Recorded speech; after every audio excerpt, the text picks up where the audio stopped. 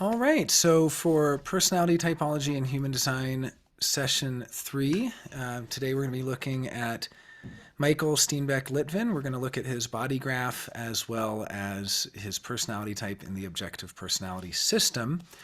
And we're going to kind of walk through what type we have for him. Now, if either of you who have joined have a guess for Mike, I'd love to hear your guesses either in the chat or on audio.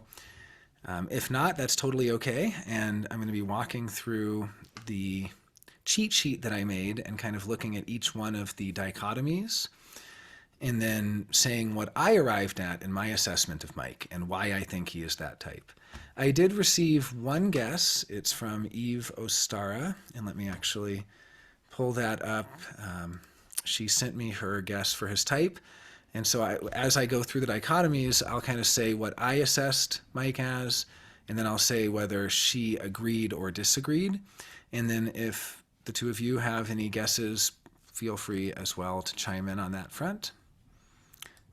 So just I'm waiting a second. It's okay. Well, I'll have to pull that up later. For some reason, it might be because it's still converting the old meeting. I'm not able. Oh, yeah, if you're not clear enough to guess, that's totally fine. It's a new system. I mean, it's actually not only new to us, it's pretty new overall. It's only been around 7 years, and they've made some recent additions and adjustments and so on. So I'm just going to pull up what Eve's guess was. She's been studying this for a while. And so her assessment of Mike, let's see. Sorry, I didn't have that ready already. But, okay, cool. Okay, I have her assessment of him here. So I'm going to go ahead and share. What I did was I shared this worksheet. And so if you haven't seen this, this is just in my room here. And then I also shared some pictures and videos of Mike.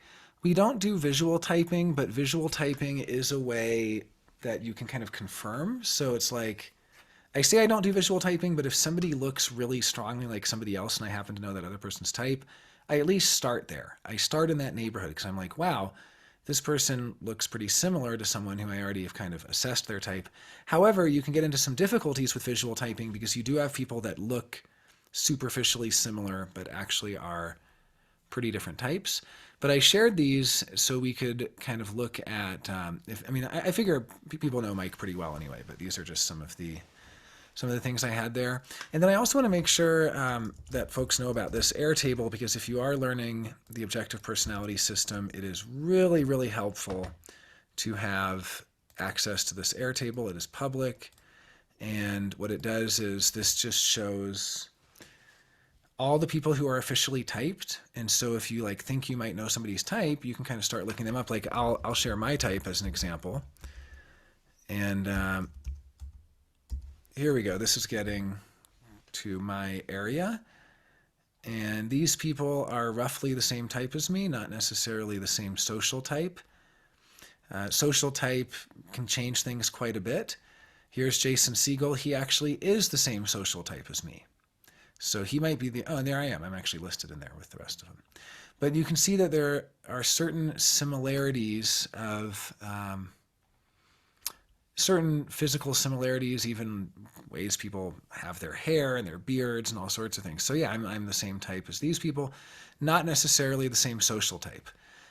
As an example, and we went into social type last week, but we can cover that again later if people are interested. Jason Siegel is the same type and the same social type as me. Owen Cook is the same type but a different social type. He's actually the same social type as Mike. Robert Downey Jr. is the same type, but he's the same social type as James Alexander. So he's kind of like the James Alexander version of me, the more luxurious version. And then who is the guy? They had a social 4 in there. Oh yeah, this guy, Nathaniel Matichuk. He's the social 4 version of me. So I mean, basically, without going into any detail on this, it's just to say I don't really type based on visual, but I do check the database once I've arrived at someone's type because I would expect to find some similarity. Not always, it's not always so obvious, but I would at least expect to find some similarity when you're looking at people of the same type. And you often do, you often do. So that really, like as an example, I typed James Alexander and he agreed, and then we ended up finding he's the same type as James Spader, even down to the social. And so if you look up interviews with James Spader and you look at how he carries himself, how he talks, how he thinks, you can see a lot of James Alexander and James Spader. They just very similar personality type. So one of the reasons I like to do this, of course, and what we'll be doing today with Mike, is I really like to look at what is in the personality versus what is in the body graph. I mean, James Spader probably has a radically different body graph from James Alexander, yet they both present in a very similar way. They have very similar preferences, very similar facial features, ways of talking, all this stuff. So kind of interesting. Okay, so we're going to look at Mike, and what I want to do is actually share the cheat sheet that I made. So I'm going to be just going to share my screen here, and we're just going to go through each of the dichotomies, and I'll say what I arrived at for Mike, and then we'll look at his body graph after, and we can talk about how those dichotomies relate to the body graph and what might we see in the body graph versus what is in the personality. Okay, so the very first dichotomy is observer versus decider. Observers worry about getting stuck. Everything to them is navigational. So I chose this little image here. Oops, well, that's kind of too large now. But I chose this image of basically people exploring or navigating the world, whereas deciders are much more person-oriented. And if you haven't figured out your own type, by the way, or you're still kind of considering your type, you can follow along with this also and kind of just note down for yourself whether you think you're an observer or a decider. It can be hard to tell because a lot of observers report all sorts of people problems, and a lot of deciders report feeling stuck. But here's the difference. If you're an observer, you might complain about the people in your life, and you might say, I'm stuck because my mom won't do this, and my friend won't do that, and my boss is so terrible, and this and this and this happened. But the real problem is going to be some sort of thing problem. What do I mean by thing problem? Maybe you're an observer and you really need to go back to college, but you're not going back to college, so you're blaming all the people in your life, and you think you're a decider, you think you have all these people problems. You don't. Your actual problem is you don't want to deal with the paperwork. Your actual problem is you're stuck on some sort of thing issue. You're stuck on, like, I can't really live until I get my college degree. I can't really get ahead in life until I change jobs. I can't really get ahead until I move to a different city.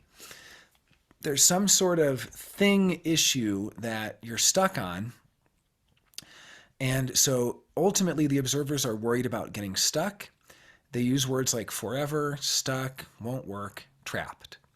Deciders ultimately are worried about being judged. They use words like opinion, allowed, judge, and respect. I mean, this is like evolutionary psychology. At a very basic level, are you worried about falling in a hole and getting trapped and dying because you were stuck in the hole? Or are you worried about the tribe turning on you and killing you? These are like the kind of two fundamental, they're both worried about dying. It's just like it's at an evolutionary level, like trying to survive. Are you trying to survive by being oriented towards all the things that could kill you or all the people that could kill you? Are you more worried about the things in the world? Are you more worried about the people in the world? Are you navigational and using navigational language, or are you more socially oriented and using words like, that's just your opinion? Are you really allowed to do that? Don't judge me. That's not respectful. Like, are you concerned in the world of people? And it can be hard to tell. I mean, it's not always obvious. Mike thinks he is a decider. And Eve also thinks Mike is a decider. I have Mike as an observer. Here's another dichotomy. The deciders are stuck trying to process people. So deciders get really stuck on people. Von Paul is a decider, and he's all about, like, he works on his art so hard, he puts all his energy into his artwork, and people don't get it. They don't even see my art as work. They don't even think I'm working. They don't even notice my art. So deciders can get really bent out of shape over people. They're stuck on people. The classic decider would be like a nerdy scientist who's built something nobody cares about, and he's like, people are too dumb to see my brilliant genius. You know, that's a decider issue. He's like stuck on the people. He's stuck on people don't get it. I've put all my energy into this thing, and people don't see how valuable it is, and people are, um, basically stuck on the people. Now, the other way they get stuck on people is literally where like Von Paul will meet somebody, and as a decider, he will then keep thinking about them. I'm an observer. I don't keep thinking about people. Once they leave, I'm not really thinking about them. I'm not like in this world of people. But like Von Paul will be like, what am I going to do about, someone he's met? Like he meets like an artist and they want to collaborate on something, and, they're having like a nice platonic relationship, and it's not like he wants to make it romantic or anything. He doesn't. I mean, he doesn't want to get married or anything, but he still is almost like stuck on this idea of like, what am I going to do about them? I think they're falling in love with me. I think they're really into me. I think they're this. I think they're that. It's like, I don't think about people that way at all. I'm an observer. I don't worry about them. I'm like, they'll just do their thing. I'll do my thing. I'm not really concerned about, like, I don't have like a problem. I'm not stuck on the person where literally I'll be sitting around with Vaughn, like 2 hours will go by and he's like, what am I going to do about Kiara? She was smiling at me again. I'm like, nothing. Like, there is nothing to do. Like, what do you mean? What are you going to do? You're not going to marry her. You're not going to, like, what do you mean? Like, to me, it doesn't even compute. But he's like, what am I going to do? He's just like very stuck on this, what am I going to do thing. So he's very much all about people as a decider. He's like thinking about people. People don't understand my art. People don't know what good art is. The gallery owners of Santa Fe don't appreciate good art. I do all this art and people don't even think it's work. Like, he's just so people oriented, and he doesn't really realize that there's nothing really to do. I'm an observer, so I get stuck on, there's something I have to do that just a block. There's just like a block to it. Like, I need to do my taxes, but I can't do my taxes till I get my desk set up, but I can't get my desk set up till I move it to the other room, but I can't move it until I move this out of the way, but I can't. It's like there's an endless chain of things. And I have Mike as an observer. Mike, to me, seems very observerish. He doesn't really have people problems. He hangs out, like, he doesn't really like obsess over people or worry about people. He's very much in the observer camp of like, all the things he needs to do are thing issues, like paperwork or bureaucracy or going to the DMV or like dealing with like the things of the world. And whenever he reports to me what his big issues are, it's always like, the printers were late on printing the newspaper, or, all these thing problems. Like, my big issues lately were like, oh, my car battery died. I have to charge the battery. Like, that's a very observer problem. Like, I just have a list of all of the things I have to do. I don't really worry about, this past week, apparently someone got really angry at me.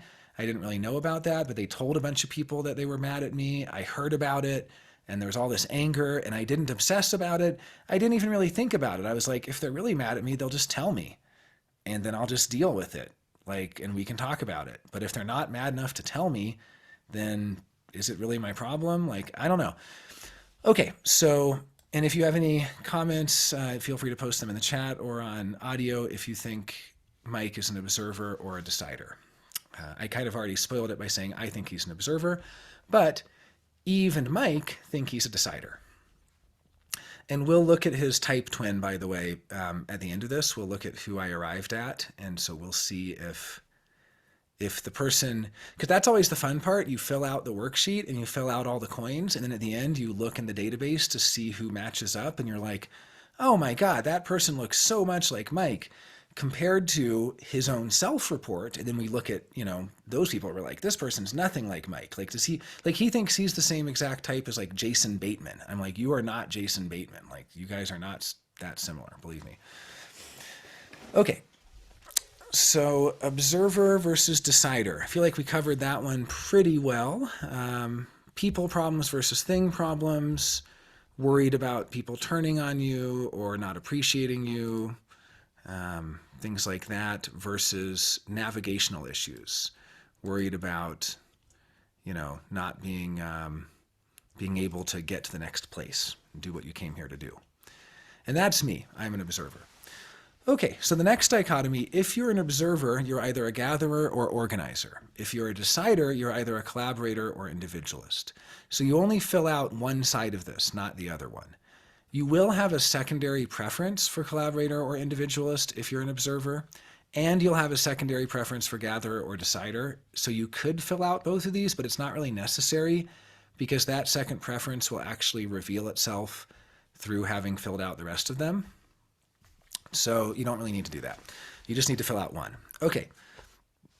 I say Mike's an observer.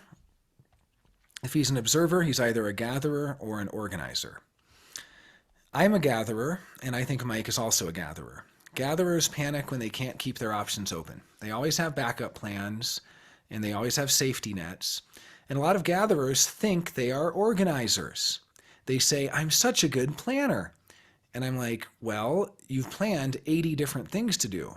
If one of them doesn't work, you go to the other. If that place is closed, you do this place. Like, the gatherer has way too many options, and their version of a plan is not narrowing down to one thing to do. Their version of a plan is just like, their version of a plan is basically, here's all the stuff we could do. Just a bunch of different options.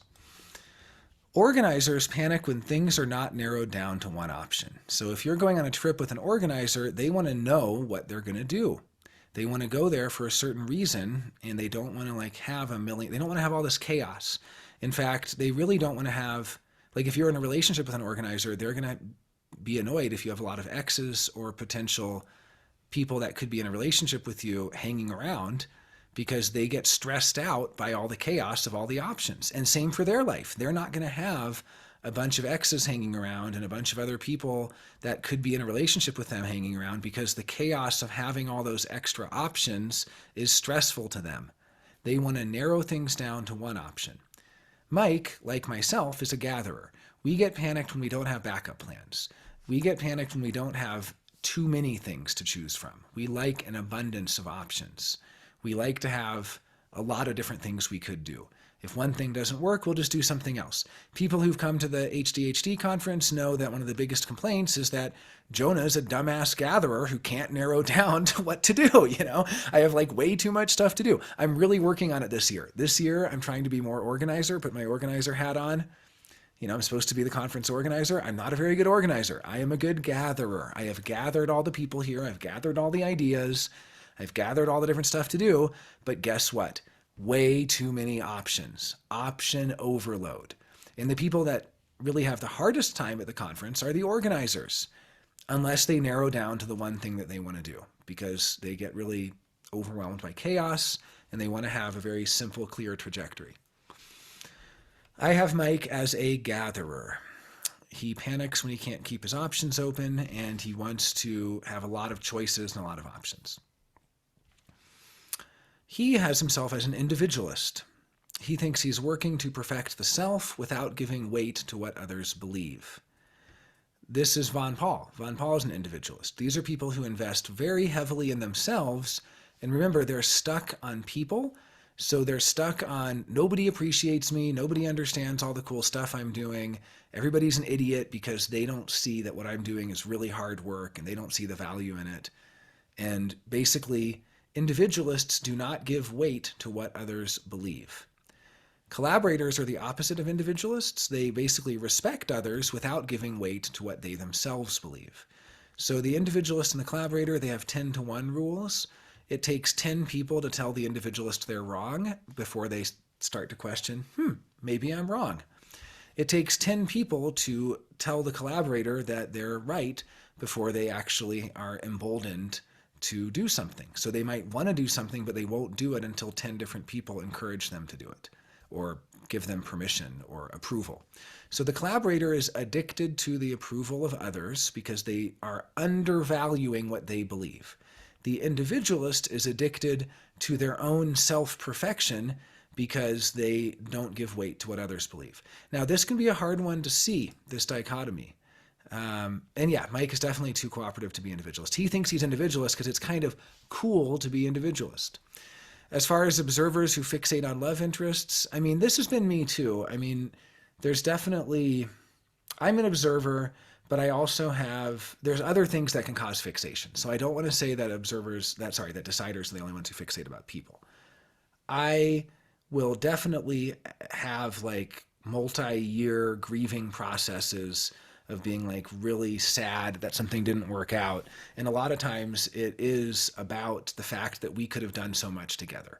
So like I'm still grieving a relationship that ended 2 years ago or a year and a half ago now, I think 500 something days, because we could have done so much together. We could have built the Human Design Conference to be even better, and we could have made all these art books together, and we could have traveled the world together. The Observer has a very navigational, like we could have done so much together kind of vibe about it. And yeah, it can definitely be, I mean, I don't think whether you fixate on somebody else is actually a good indicator of observer versus decider. I know I used that as an example, but it's more just that the deciders are just hung up on other people and such that they're really trying to like figure out other people. And basically collaborators, they're giving way too much weight to other people, and individualists have very little understanding of other people, so they're just confused by them. So Von Paul is an individualist, and he's just like, other people don't get my art. And I'm like, oh, they understand it just fine. And he's like, no, they don't. They don't understand my art. The real truth is that he doesn't understand them. It's like a reversal there. Now, it can be hard to tell individualists versus collaborators. I was describing the dichotomy to an INFP who is an individualist. And thank you. Yeah, I also see gatherer for Mike. But basically, I was talking to an INFP and explaining individualist, and she was with her husband, who I think is probably an organizer.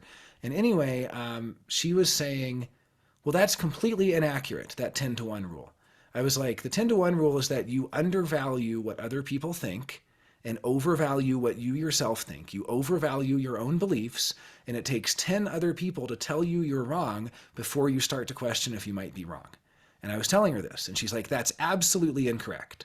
And I'm like, okay, well, that's what I expect. I mean, individualists, it's going to take 9 more people to tell her, right? But I'm like, okay, sure, I'm wrong. Why?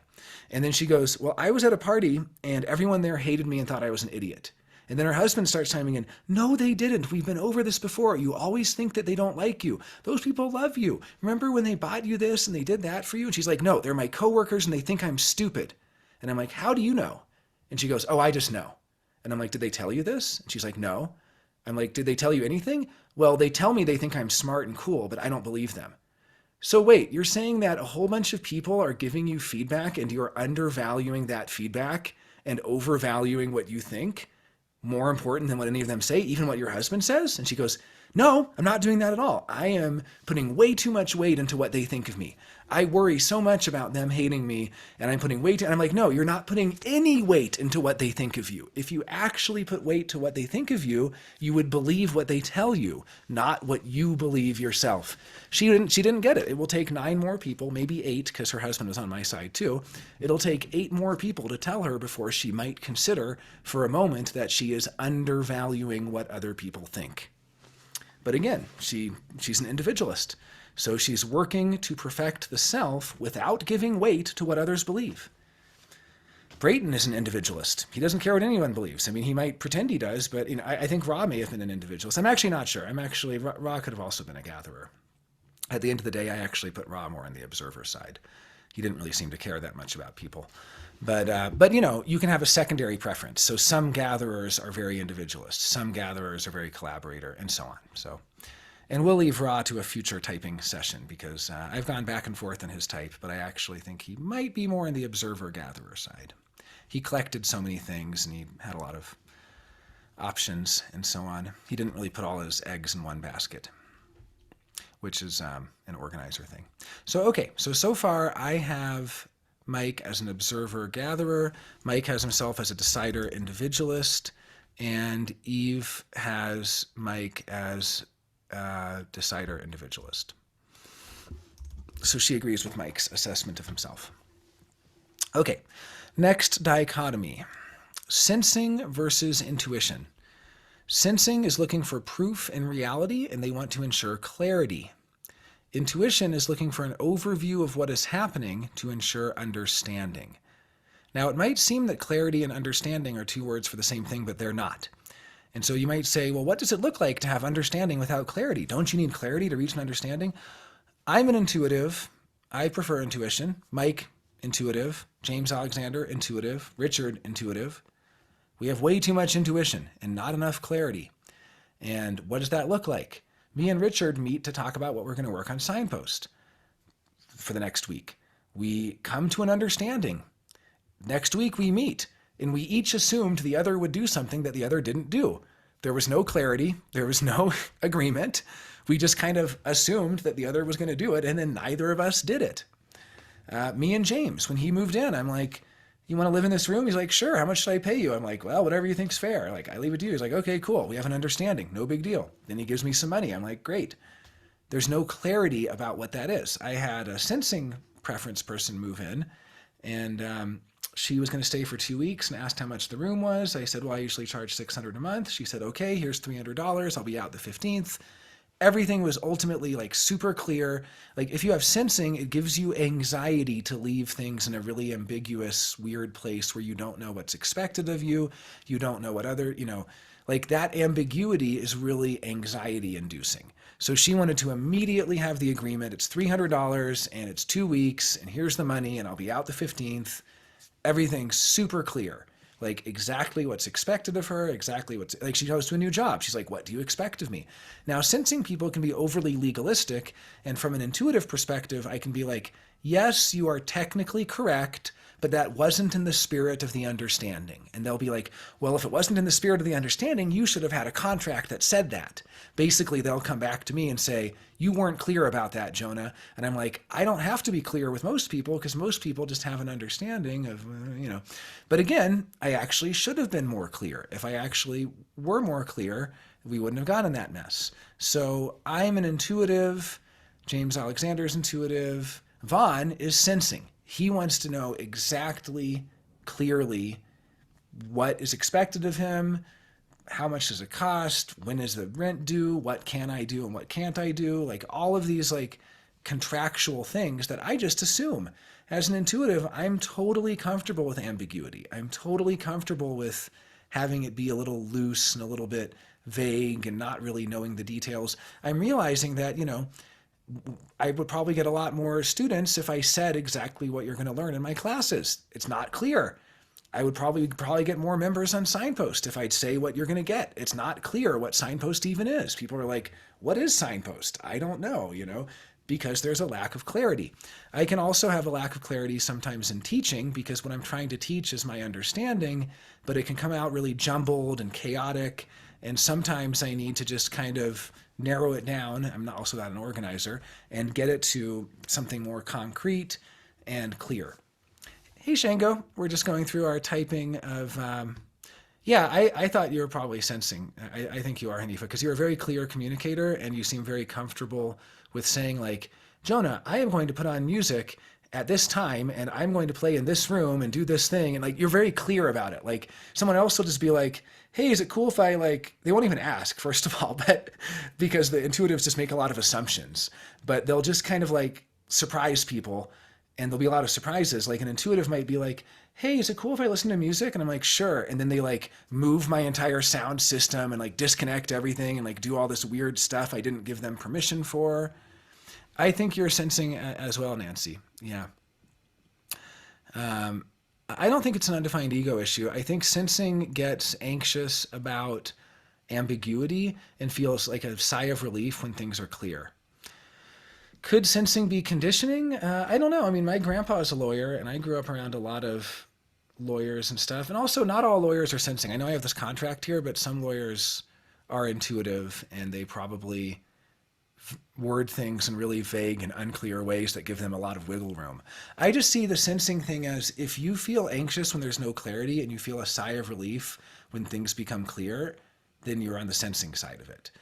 But the thing is, they each have an advantage. Intuition can really understand and give overviews based on their understanding. So they can, like, here's a difference. If you look at a YouTube video and you're watching an instructional video, intuitives keep giving overviews and they can actually be really infuriating to sensing types because Shan is a sensing type.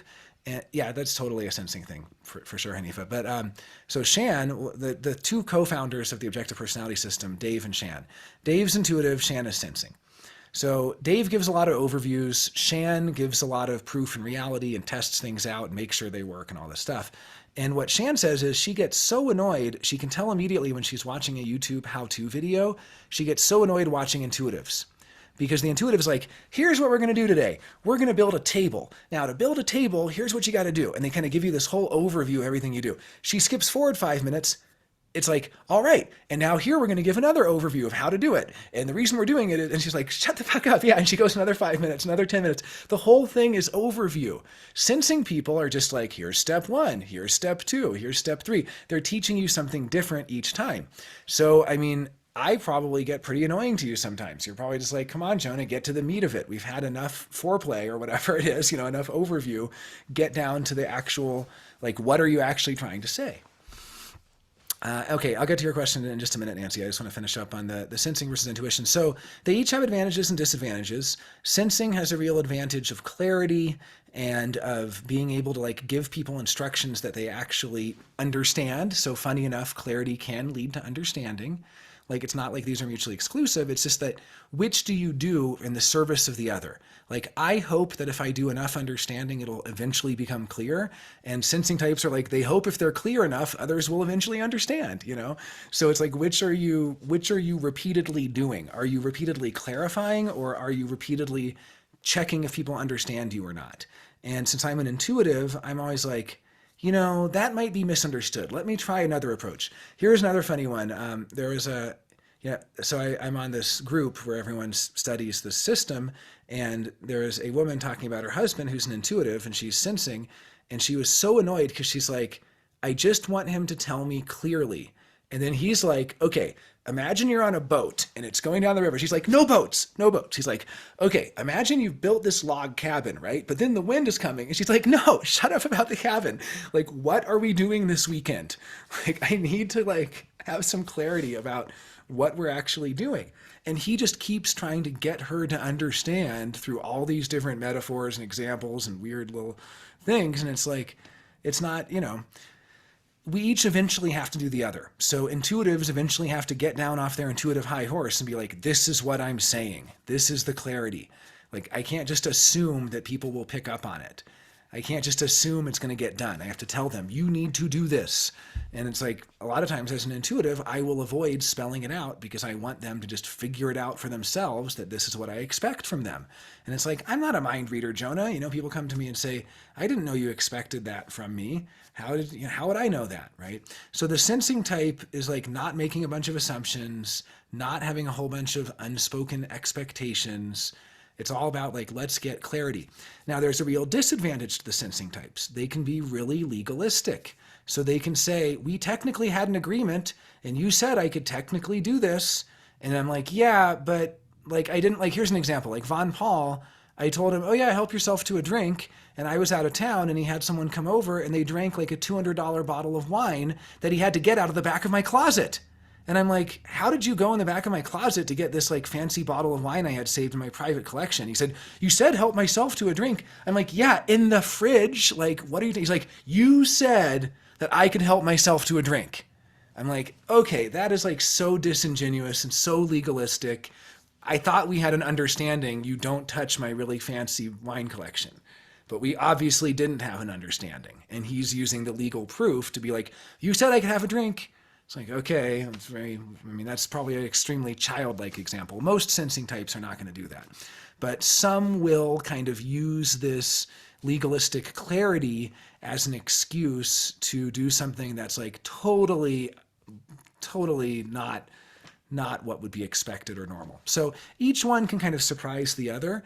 The intuitive can really surprise the sensing type by having all these expectations they don't verbalize, that they expected the sensing type to just pick up on. Like, I have a guy staying here right now who has sensing preference, and he doesn't pick up on signals. And he was on the phone the other day while I was trying to have a conversation. I said, excuse me, could you go outside? That's really annoying, And he's like, okay, yeah, no problem. But like, he just didn't even...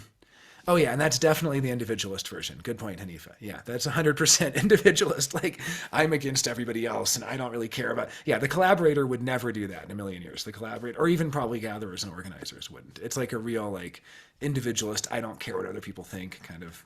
And he was just trying to impress somebody and, kind of... Not a big deal. But anyway, yeah, you have too many gate 10s for that. Yeah, the gate 10s kind of like remind you not to do that legalistic thing. But they each have their own little difficulty of, the intuitives will have all these expectations they don't vocalize, and then they'll be like annoyed that the sensor doesn't pick up on it. The sensor is like, why didn't you tell me?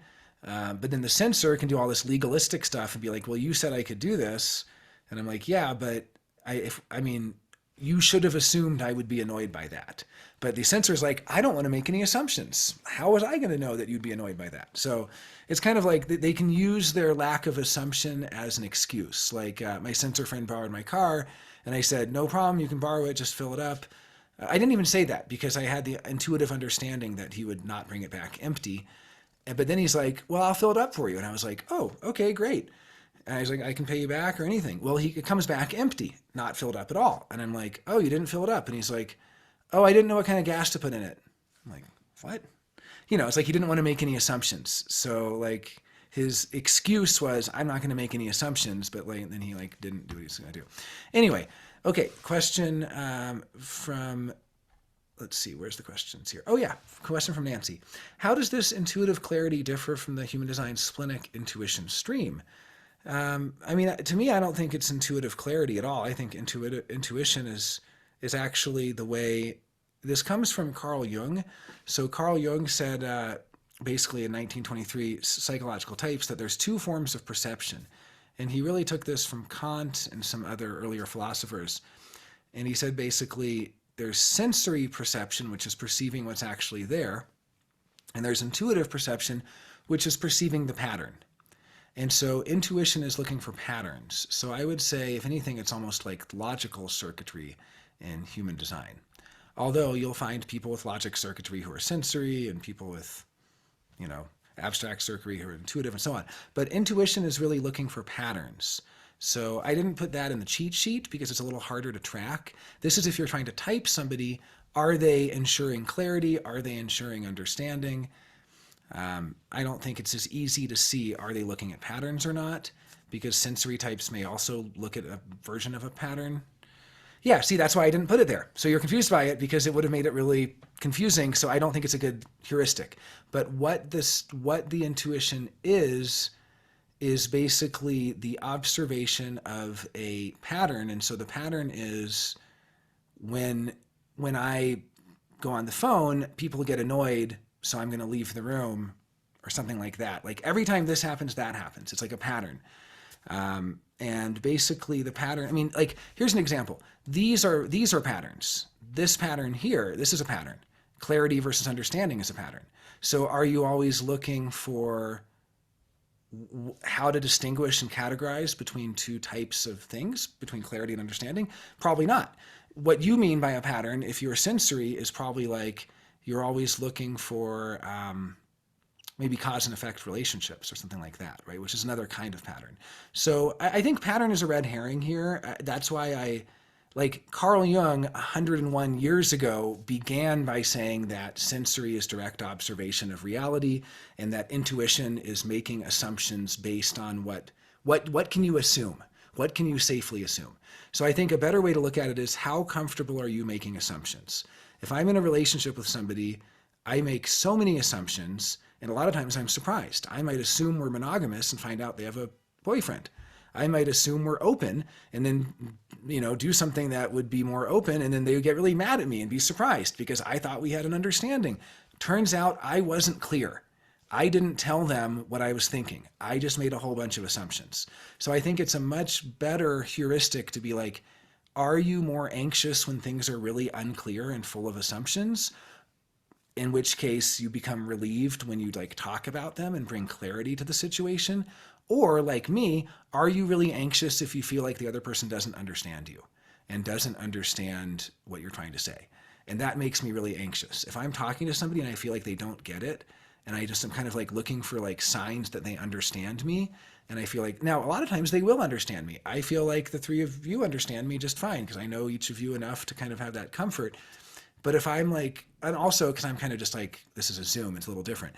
But if we're sitting in person and I'm picking up on this cue that you don't understand me, I'm going to say the same thing 8 different ways. until I'm like positive you understand me, right? So even the confusion there, where you said, okay, confused, always looking for patterns, that makes me anxious. I'm immediately like, shit, I'm not showing the understanding. I'm not conveying understanding. I'm not giving an overview enough. So I have to try another approach. So I really do think you probably are sensory, Hanifa. I'm open to being wrong about this. I've been wrong about a lot of things before. But, if I had to guess, I would say sensory. And the same for Nancy. I'm not sure about Shango. We'd have to talk about it, Shango, and see which one you feel more comfortable with.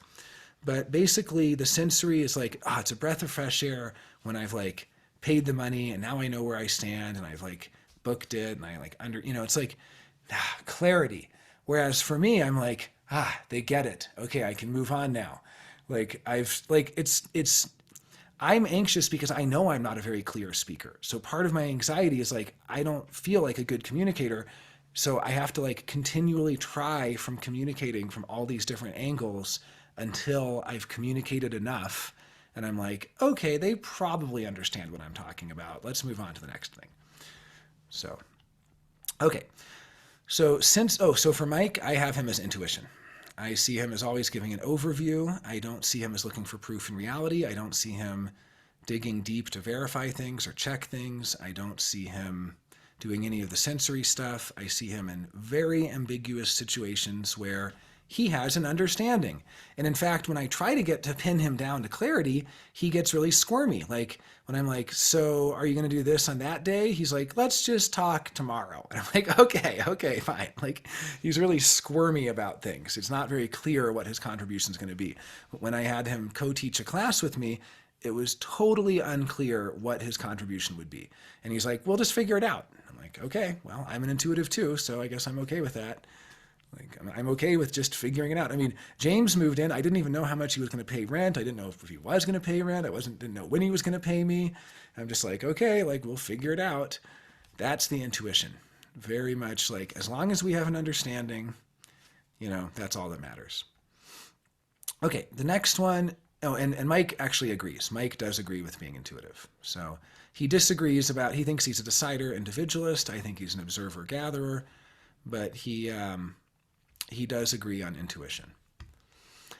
Feeling versus thinking. Feeling is responsible for the vibe, keeping people in sync. Thinking is responsible for making sure it works and gets done. This is also what causes anxiety. Feeling preference gets really anxious when people aren't on the same page. Thinking gets really anxious when things don't work.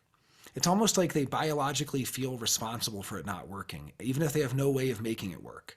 So thinking is like really pissed off that they can't log into their banking because the password changed and they lost the password and the forgot password isn't working and they've tried too many attempts and it locked the account. And basically the thinking person somehow feels responsible for fixing it and they're like furious it's not working. The question is, sensing is still not necessarily wanting to commit to specific things. Well, I think it would be clear about that. Then you would say, I'm not going to commit to that. Mike just leaves it open. He's just like, okay, maybe. He's just kind of like this. Now, that could also be partly him being a gatherer, because gatherers want to keep their options open. So I don't want to say all intuitive wants to keep it open. What it really is if they are more of an overview person or a proof in reality person. And so sensing, not wanting to commit, sure. If you're a gatherer, maybe you don't want to commit. Or maybe you're even an organizer and you just don't want to commit because it's not, maybe you want to keep your options open, that's fine. But you'll be clear about it. You'll say, I can't commit to this. Instead of just having an expectation or assumption that they will understand that you can't commit to it. It's almost like how much do you want to spell it out versus how much do you want it to just be assumed. For intuitives, it's almost embarrassing to have to spell it out. Like when I had to tell the sensing guy to not talk on the phone right next to me while I'm having a conversation, I was like, now he's also thinking, he's sensing and thinking, so he's also not really in sync and not really connecting to others. And so that sensing thinking is like, I was like, read the room, like don't talk on the phone next to me while I'm having a conversation. But that was embarrassing for me to have to spell it out because I would think people would just assume that. Right. So, okay. So sensing thinking, you can see how these combine. So a sensing thinking person is going to be really out of touch with the vibe of the room and they're going to need things spelled out for them. An intuitive feeling person is going to be really vague and wishy-washy and might not really be clear about things, but they're going to make sure that they're in sync with people and that they're connected and all on the same page. Now, feeling thinking, this is what gives you anxiety. So feeling, I'm feeling here, and I did not think I was feeling. I thought I was thinking, but I was officially typed by Dave and Shan, and I now agree with them. For anyone who was around for the HDHD post-conference retreat last year, that was a feeling nightmare. I put all this work into a post-conference retreat. I did all this presentation for it. I got everything ready. I got food ready. We had like meals prepped. We had all these activities planned. And a bunch of people came to go to it and to have a really good time there. And then some random people showed up who were totally not in sync, who were just having loud conversations in the kitchen in the middle of the talks, who didn't pay to attend, who weren't on the same page, who didn't want to attend. I mean, it was the most infuriating thing in the world. That's what annoys feeling people, when people aren't in sync. Like, it's annoying when you say I have like a 4-hour thing planned. People showing up 2.5 hours into it, super annoying, super disrespectful. Like, if you're not going to come within the first half hour, just don't come at all. Because as a feeling person, I want to be in sync. And guess what? We're not in sync at all. I'll give a great example of this. I was watching a movie last night with James. Really good movie. We get to the last 20 minutes. We have a guy staying here who's sensing thinking. He comes back from being out, and he immediately sits on the couch to watch the movie and starts asking us questions about the movie. It's 20 minutes to go till the end of it. I say, this movie's almost over. If you might want to not watch it. And he goes, no, I'm interested. He's asking a bunch of questions about it. Finally, I'm like, please don't ask questions, just watch. He's like, okay. Then he's on his phone. And I like sitting right next to me on his phone, really bright with all the lights off. And I'm like, please don't be on your phone right now. He's like, okay. Then he watches it. Then he's like really confused and bored. And I'm like, you don't have to be here if you don't want to. And he's like, okay. And he just like leaves. But it's like super chaotic, super out of sync, no consideration whatsoever. The thinking types, I'm noticing it more and more now. They'll just like show up when I'm in the middle of a deep conversation with someone, not read the vibe, not read the room, and just totally interrupt the conversation and just be like completely out of sync and have no consideration whatsoever to like trying to synchronize or get on the same page with someone. So I have the feeling preference. I get really annoyed if I host an event and people show up 3 hours late and just like have a totally different agenda. They didn't come for the event at all. They just came for the free food. Or, last year at the HDHD post conference, someone's like, look, I don't want to attend the talks, but can I just camp here? And I was like, no, of course not. Like, this is a retreat. Like, we are here to be a group talking with each other, communicating with each other, connecting with each other. We're not here to be a group connecting with a couple random people not connecting, like watching from the sidelines. Like, that's bizarre. That's annoying. Well, apparently thinking types aren't annoyed by that. What they get annoyed by is their bank not working, Instagram updating their UI, not able to send money.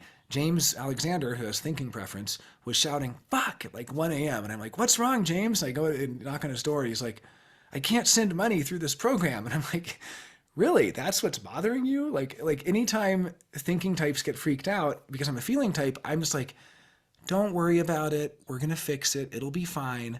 So I kind of go over and pacify them because they're really worried because their WordPress blog won't update, or they just did an update on their computer and now like they lost the license key to Photoshop, or like something's not working and they're getting really stressed out by it. Feeling types are really stressed out when people aren't on the same page and the same vibe. Now it's also, what are you responsible for? If I have a fight with someone, I'm responsible for the vibe, which means if I have to see them again, I'm responsible to them, to making sure we work it out and get back on the same page. Or if I don't have to see them anymore, I'm responsible to get back in a good mood myself. So I go for a run or go for a walk or work out or do something like that puts me in a really good mood. I'm basically responsible for the vibe. It doesn't mean I'm always going to work things out with people. It doesn't mean I'm always going to like bridge the gap with them or whatever. It just means I'm responsible for the vibe. So if I'm working with a thinking type, like, Richard Corbett is thinking, I'm feeling. We have a division of labor. I'm responsible for keeping him and I on the same page. I'm responsible for making sure we're in a good vibe together. He's responsible for getting things done and making sure that things work. So he's always like, Jonah, this didn't work. I tried it. That didn't work. I tried this new thing you built and I found a bug in it. He finds the bugs. I don't, because a lot of times I'm more like, I just don't really notice that stuff. Or I just have a much higher tolerance for things not working. I'm like, oh yeah, it's broken, no big deal. Thinking types get really annoyed when things are broken. So here's another disagreement I have with Mike. Mike considers himself a feeling type. I'm a feeling type. I'll tell you, at the HDHD post-conference retreat, I said we're starting every day at 10 a.m. We have breakfast together. We have a talk at 10. Then we have a lunch break. Then we have another talk at 1. Mike would show up at 1:30, late for his own talk, completely out of sync with everyone, talk for 40 minutes, and then leave. He's a thinking type. He's on the thinking side. Absolutely. But he's convinced he's feeling because there's all these stereotypes about feeling people having a lot of empathy and having a lot of aesthetic sensibility and taste and all of these things. And so he sees himself as this aesthetic bon vivant guy and associates that with feeling. It's not true. Plenty of thinking people are bon vivants and lovers of life and lovers of finer things and all this stuff. It's not a good heuristic. It's simply the fact that Mike is not in sync and has a very high tolerance for being out of sync. So he'll just show up randomly, leave randomly, introduce a whole bunch of chaos, talk to somebody else in the middle of a talk. Like, it's just like a very, like, you can kind of tell as a feeling type, I get kind of annoyed by thinking types. I also really appreciate them because they actually fix things and get things working and tell me what doesn't work. I'll just put up with it. You know, I'll have a broken door handle for like 3 years, you know, and then a thinking type will come along and fix it in one day. So Von Paul is a thinking type. It's so wonderful having him around this house. James Alexander is thinking. It's so great having him here because he fixes things and does things. We also have a house guest who has a thinking preference who will actually be like, Jonah, I fixed this. And I'm like, oh, thank you. I really appreciate you fixing that. I just put up with it being broken. So yeah, that's kind of a heuristic for yourself. Do you feel responsible to fix things and make sure that things work and make sure things get done? Or do you feel more responsible for the vibe and for staying in sync and keeping on the same page? So Hanifa's saying she wants to be on the, or so she's saying, so wanting to be on the same page feels like knowing where she stands with other people though. Well, you might be sensing feeling. I could see you being feeling like if you don't, here's a real test if you're feeling. How annoyed does it make you when you can't log into your bank or like the internet's down, like slow internet and like things aren't working or like the printer's broken, stuff like that. Yeah, I have Nancy as feeling as well. Yep, I totally agree, Nancy. I have you as feeling. I have a pretty good sense of feeling people. We're really good at getting on the same page, and we're really annoyed if people aren't on the same page. Like, we're annoyed if somebody, like, shows up to a talk and is just, like, on their phone the whole time or, like, whispering with other people or... Yeah, no, that's my experience, too. Technology fails constantly, but you keep your cool with it, right? Right, Hanifa? You don't flip out. Like, I'm a programmer. Like, my entire job for most of my life, from basically age 15 until last year, and even now I still program all the time. Like, I have spent tens of thousands of hours with stuff failing constantly. Nothing works. Everything's broken. Everything's a sham. Websites are held together by duct tape and bubble gum. Like, yeah, exactly. Cars stalling, things not working. So that's the feeling side. So theoretically, you would be responsible for the vibe. I think, Shango, that makes a lot of sense too. That basically, if we're all feeling people, like there's different versions of it. Like, I'm not saying everyone's going to be just as annoyed if you have a party and people show up and aren't on the same page. That could be more of a me thing than a feeling thing. But like, as a little microcosm of one way it could express is like, yeah, we have a party and we're going to have like cocktails and hang out. And then someone comes over totally on a different page and is just like having a loud conversation on their phone and just killing the vibe, changing the music, turning on all the lights. Like, I hate that. Like, people that like totally disrupt the thing we've created, the vibe we've created, like, stop disrupting it. Like, please synchronize with us. Like, why are you sitting down watching the last 20 minutes of this movie scrolling on your phone next to me? It's ridiculous, right? But a thinking type will do that because they just are totally oblivious to like what's going on around them. I'm like, how could you be so out of sync with people? Like, it's bizarre to me. But anyway, Mike is positive he's feeling, and I have him on the thinking side because I see him as constantly stressed out about like, my printer's broken again and this isn't working right. And he gets like really distressed about it. Meanwhile, he shows up 2 hours late to something, totally blasé, nonchalant, waltzes in, leaves 20 minutes later. No conception of synchronizing to the group or synchronizing to other people or no responsibility for the vibe. But he's like literally like, no, I'm totally responsible for the vibe, Jonah. I light incense and, I dim the lights. And I'm like, that doesn't count. Okay, maybe you're thinking, like, we all work on the opposite. It's not like I'm a programmer. I have to eventually make sure it gets done. It's just, he eventually has to like have a good vibe or he's not going to be happy. Like, we all do the opposite. It's just which one are we constantly feeling responsible for and which one are we getting anxious about? Okay. And then also, so I have Mike as thinking. He has himself as feeling. Eve has him as feeling as well. She weirdly thought he was sensing. I'm like, there's no way Mike is sensing. No way. Okay. Sleep versus play. Now, this one has a lot of wrong stereotypes. And for the longest time, I was perpetuating these wrong stereotypes. Only in the past 6 months or a year has the system evolved enough and added the social types, which has actually fixed this. But these are the best definitions I could come up with that do not perpetuate stereotypes, because the stereotypes before were that like sleep people are low energy and play people are just like bouncing around the walls, and it's not true. Maybe a little bit. I'm a play person and I'm a little bit of a high energy person, as you may know. But play talks things out and discovers while talking, learning as they go. So that's me. I love to talk things out. I love to show my thought process. I love to challenge myself with new, interesting things I never thought of before, never talked about before. Just kind of like, well, let's talk it out. Let's think it out. What do we know? Where do we start? And that's play. Sleep keeps things very close to their vest, and they have pre-processed info. So they're processing so much internally, they don't need to talk it out with people. And then they don't necessarily stray as much from what is known. There's another meaning that if you ask a sleep person, what do you think about this insert random topic here? They'd be like, I've never thought about that before. And I'm like, well, if you had to take a guess. And they're like, I don't know. And you're like, well, why don't you just conjecture, just make up something? They're like, I don't know. I mean, sleep is like not really comfortable going into like something they've never thought of before. It's almost like they're afraid of being embarrassed by like revealing their thought process in real time. Maybe they're not afraid of being embarrassed. Maybe they just don't like doing it. They just want to have more time to process internally first. Don't rush me to tell you what I'm thinking. Let me work it out internally and then I'll tell you later. So if I get all sorts, I'm play, and so I'm always getting like random questions about random things, and I'm just like, well, let's think about it together. Let's go. And I kind of like start to think, and you can watch my thoughts appear in real time. Like as they appear, they just come out of my mouth. And I'm like, oh, this is what I'm thinking. Okay, now I'm thinking this.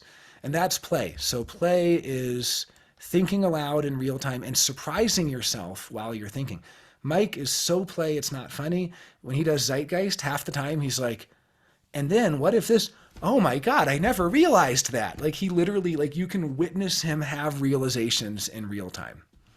Yeah, you very well could be, Hanifa. You seem pretty willing to share your thoughts and you seem pretty willing to communicate. And sleep often has an unwillingness to communicate. That being said, there have been a lot of false stereotypes about both sleep and play.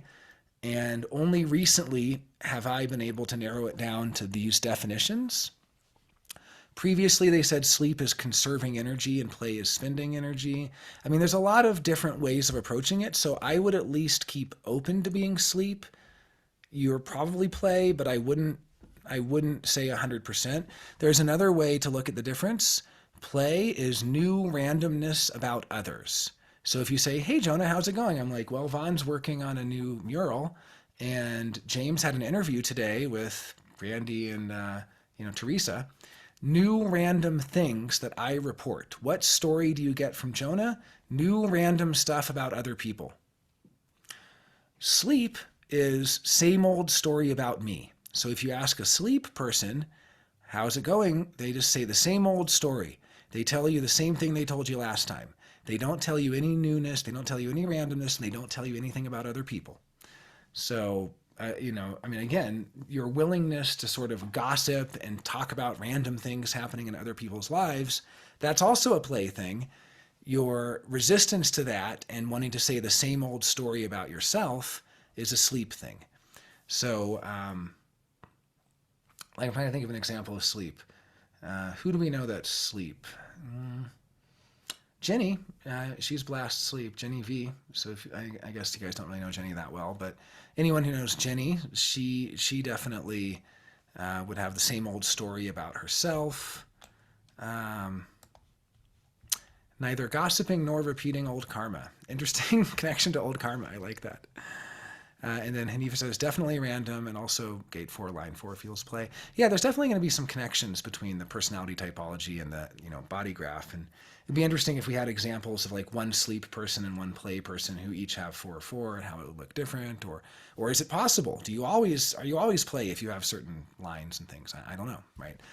But I would assume that the lines don't determine the personality, but I don't actually know. Okay, well anyway, sleep versus play is a little tricky. It's not always easy, but you could see that I'm play because I have new random about others. Mike, I also have as play because he has new random about others. He's like, oh, by the way, Di started doing this, and oh, by the way, I heard that this is happening. Did you hear about that? Like, it's just kind of like random stuff and new stuff, and he's just telling me what's new. And sleep people tend to talk about older things or tell the same old story. I mean, I'm making it sound boring. It's not boring. Sleep is actually really good at being like really deep and really thoughtful, and play people can come across a little more superficial. So they each have their advantage. Do I consider Brandy Gilmartin play? Just curious. Probably, yeah. She seems really willing to talk about almost anything. Teresa is also lead play. We typed Teresa as lead play.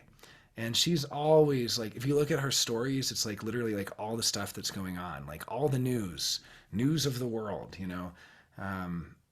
Yeah, Brandy is probably like a play blast or a blast play, and Teresa is a play consume. So there's a little bit of a difference there. But yeah, I'm pretty sure. I mean, I actually don't know about Brandy Gilmartin, but that wouldn't surprise me. Brandy Jordan is lead play. We know that she's lead play. So basically, lead play people, you can kind of tell somebody's play, like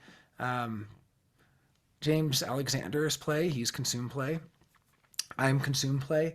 So if you can tell somebody has play if you ask them a question and they're willing to answer it. Like sleep is literally like, I don't know. If something they don't know, because they don't want to stray from what is known. Oh, oops, I'm not able to zoom in on that, sorry. Yeah, so sleep doesn't want to stray from what is known, so they are like much more comfortable just saying, I've never thought about that before. That's a great question. That's really interesting. And you're like, what do you think about it? And they're like, I don't know, I haven't thought about it yet. And I'm like, well, if you just had to think about it, like, tell me what you think. And they're like, I don't know, I haven't thought about it. Like, they will just literally just stay there. Does play feel more mutative? Yeah, I guess so. That is an interesting way to think of it. It's also kind of maybe more mutative or maybe more like feminine, because when you get into masculine feminine polarities, the masculine is kind of like no, and like here's a brick wall, and like the feminine is kind of more like yes, and like it's like this willingness, this yielding willingness to explore. And maybe the feminine, the yin, is maybe more mutative, like the masculine is kind of like the unchanging. So yeah, so interesting. I never thought about that. But see, again, you said it feels more mutative. I'm play. I will immediately yes and anything you say. It's like that improv game. Like I'm sure most improv people are play because they always yes and. So it's like, oh yeah, let's go there. Let's explore that. James Alexander, he has play. Like you can ask him anything. Like he will immediately be like, huh, that's such an interesting question. Well, what about this? Well, what about that? Like it's just the willingness to explore the new. Yeah, you and I had such a great convo that one night up in Salt Lake City, and it was very much like two play people just like exploring every possible question and every possible avenue. But at the same time, I still wouldn't 100% call you play over sleep, just because the definitions are so general that they need a little more. Like I would want to look for other indications, because I do notice that sometimes sleep people are way more comfortable asking questions than answering them, because they cross-reference with their known knowledge, so they come up with a lot of questions. And you do have a lot of really good questions, Hanifa, which is something I noticed from sleep people. But you might still be play. You might still be. We definitely had a very playful conversation. There's also the chance that you have play and sleep in the middle, and then you can do both. So some types are like literally like consume, play, sleep, or consume, sleep, play, or blast, play, sleep. You know what I mean? Like some types have them like left and right hand, so it's kind of like they switch between the two very easily. So you're still going to prefer one or the other, but it's not as extreme as somebody who has like one first and the other fourth. And then comment from Nancy, she plays in her solitude but sleeps in socially. That's great. And she's not that casual with others but willing to explore by herself. Yeah. So that might be a sleep thing, you know. I mean, Nancy might be. I think I had you as lead sleep in my I've off the cuff typed most of the people that I know, and I think I had you as lead sleep, Nancy. Because sleep people just also have like a retiring, introspective, meditative kind of quality to them that feels very peaceful and very like conserving of energy, not like very contained, very self-contained. But again, these aren't the best heuristics. These are just kind of things that I've noticed. Okay, so I have Mike as play. He has himself as sleep. I actually think he's missing sleep, which means it's his last. Because I think very little of him will, like there's other reasons I think he's missing sleep too. Sleep is also like daily upkeep of like monotonous, repetitive tasks, which I didn't put in here because that's maybe not 100% what it is really. I was trying to just put like the technical definition. But what I've noticed is that like I have sleep fourth, I'm missing sleep. So I have a hard time processing things and a hard time with daily repetitive monotonous tasks and like just simple day-to-day stuff, which is like a very sleep thing. Okay, I have Mike as play. He thinks he's sleep. Next, consume versus blast. So consume is taking in for the self. And so it's all about taking in things for themselves, doing things for themselves. I'm lead consume, Von Paul is lead consume, James Alexander is lead consume, Teresa is secondary consume. People who have high consume tend to be a little more reluctant to tell others what to do.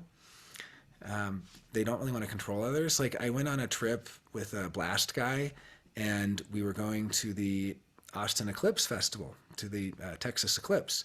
And there were all these places I wanted to go, and we were driving together. He'd be like, can we stop at this thrift store? He's like, no, we got to get there. I'm like, no, we don't.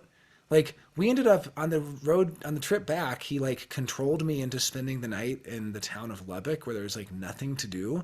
And we got there at like 4 p.m. and there's like nothing to do the rest of the day. And I had all these things I wanted to do in Austin. I was like, let's go to the thrift store. Let's go to the record store. Let's go check out this cool vegan restaurant. Let's go this and that. Didn't want to do any of it. Completely controlled me into like sticking to the plan. He was a sleep blast guy. He didn't want to like veer from what was familiar. He didn't want to veer from what was already known. Now I'm making blast people sound bad, but they're not. They're just very good at sticking to things and not getting distracted. And they're very good at sharing known information with others. I have low blast.